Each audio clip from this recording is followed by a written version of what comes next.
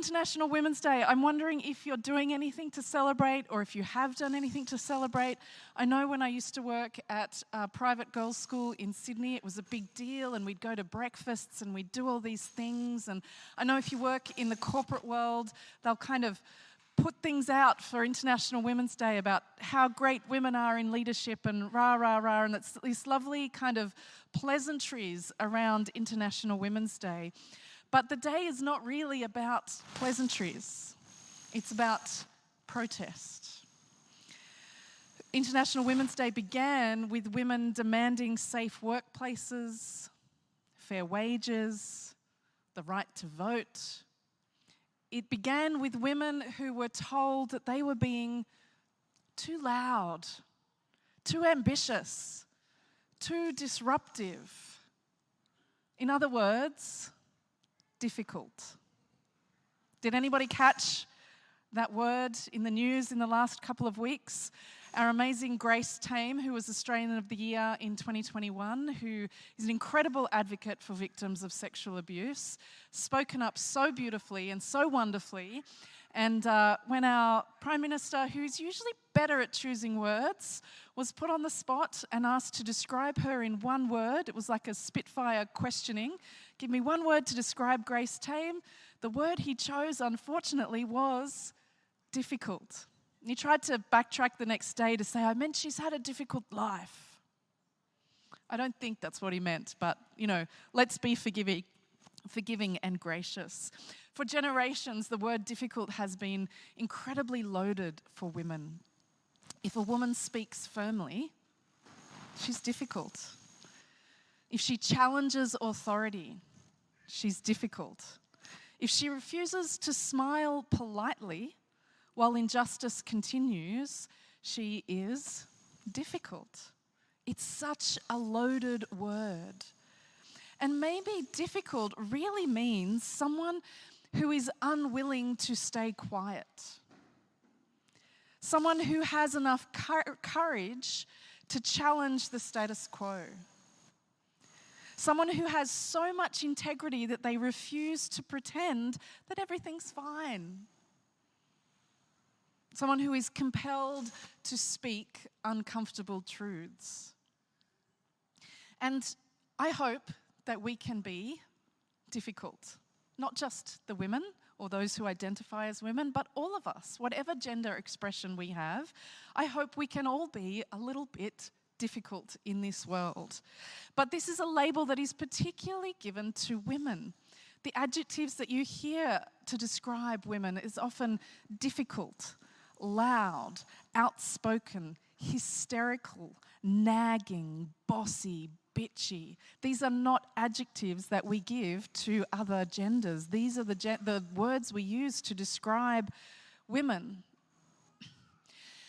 Now I'm wondering, did we all go and see the movie Barbie when it came out a couple of years ago? I didn't grow up with Barbies. I'm not a big Barbie fan. I had a toy set of the, I know, I'm sorry, Glenn. I had a toy set of the A-Team. I was a tomboy. I didn't do the Barbie thing. But I saw the ad for Barbie that said, if you love Barbie, this film is for you. If you hate Barbie, this film is for you. So I was like, okay, I'm curious. So I went along to see. The seller for it for me was when I discovered the Indigo Girls were part of the soundtrack. I'm like, okay, hang on a minute. I have to see this. What's going on? Little did I know that I went to see that film to see that incredible monologue from America Ferrera's character talking about how difficult it is to be a woman. If you haven't seen it, go and see the movie Barbie, sing along to the Indigo Girls, and pay attention to this speech. I've got some of it for you today. I am not performing it like America Ferrera. I'm just reading it.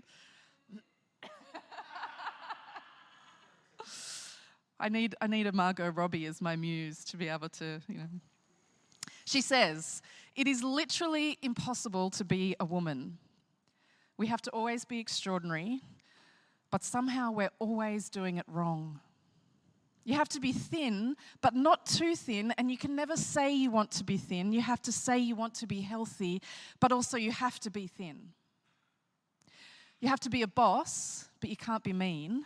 You have to lead, but you can't squash other people's ideas. You're supposed to love being a mother, but don't talk about your kids all the damn time.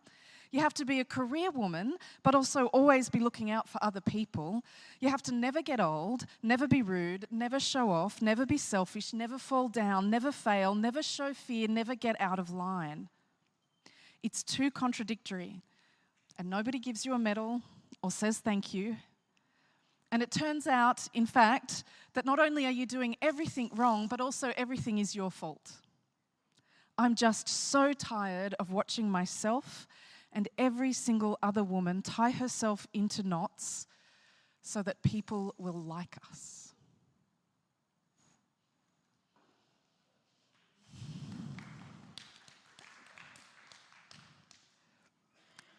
This speech resonates, doesn't it?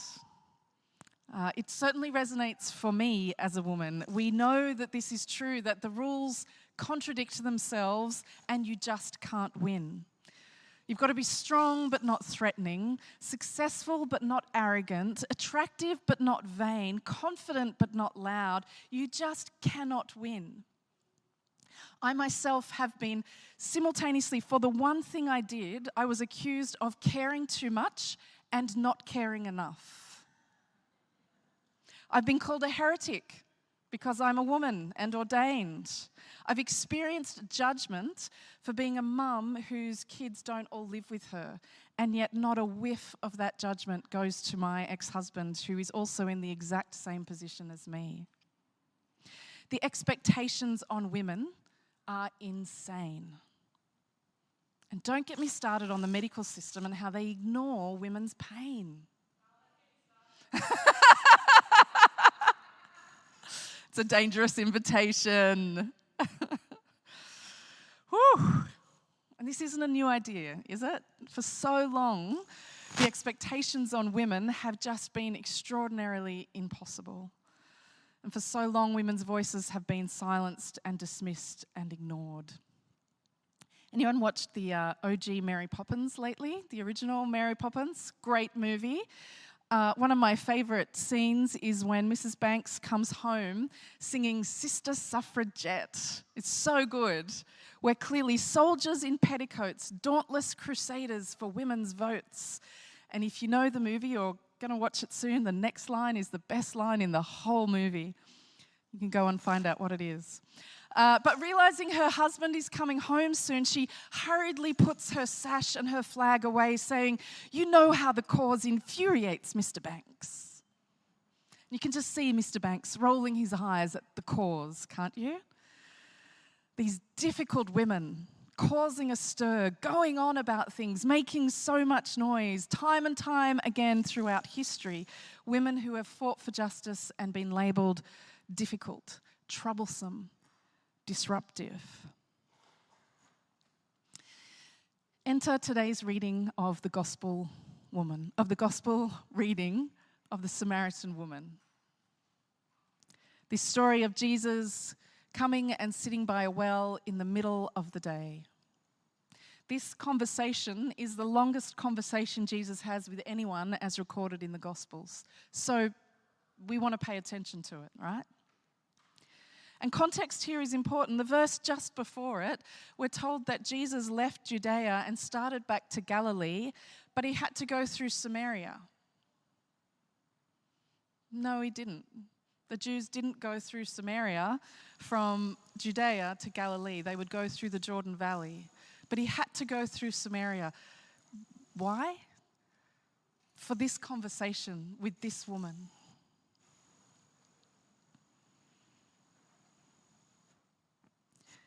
And he broke all the rules. I mean, he broke the rules by going through Samaria instead of avoiding it by going through the Jordan Valley. He broke the rules by speaking to a woman in public.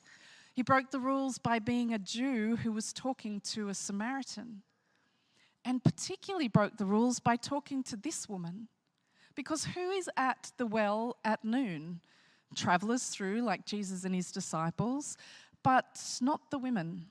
The women come to the well in the morning and the evening, in the cool of the day. So why is this woman there in the middle of the day when it is the most hot? Surely simply because she has to avoid the other women.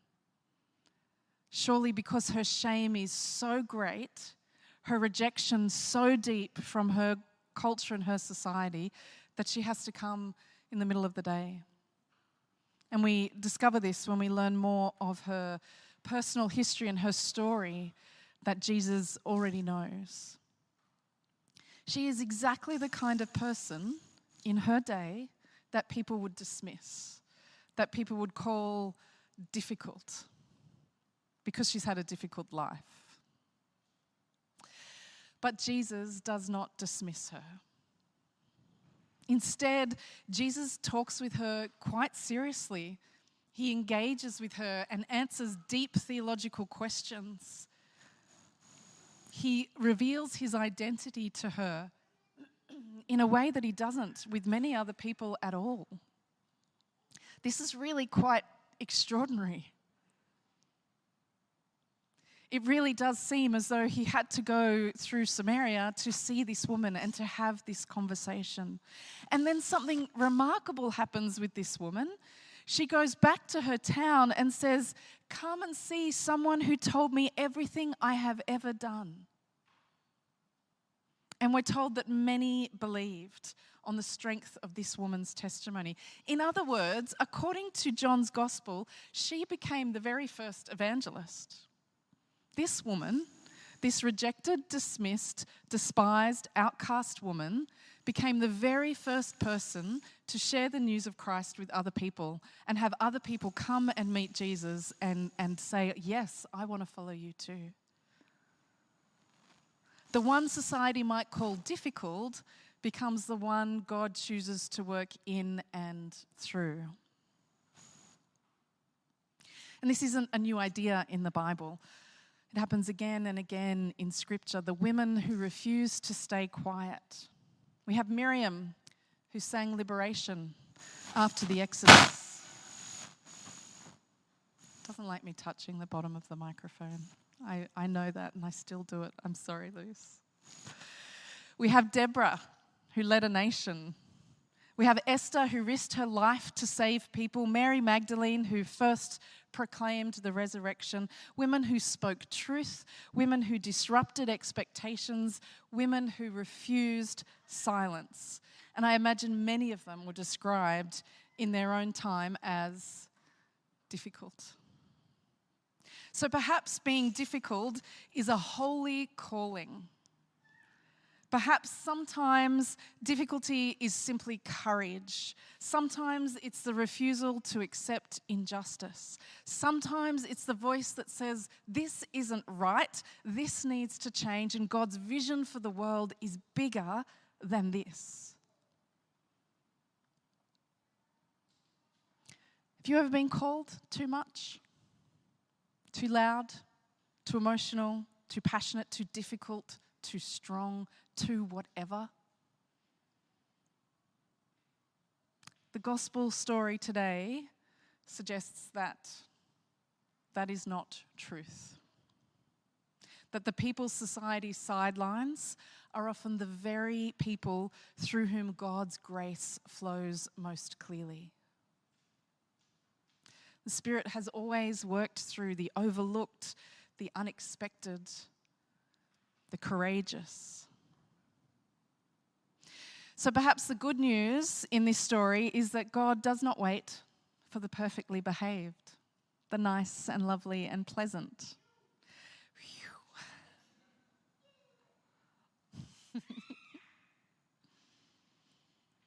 God doesn't wait for the perfectly respectable or the perfectly acceptable. God meets people at wells in the middle of ordinary life, speaks to those who the world overlooks, and sends them out as bearers of living water. The woman at the well became the first one to say, "Come and see." And maybe that's how the Spirit still works, through the voices that won't stay silent, through the people brave enough to tell the truth. through those who are sometimes called difficult, because they believe God's justice and compassion are bigger than the rules that try to contain them. So if you've ever been told that you are too much, too outspoken, too persistent, take heart. The gospel is full of people like that. And very often they are exactly the ones through whom God's living water begins to flow for the healing of the world. Amen.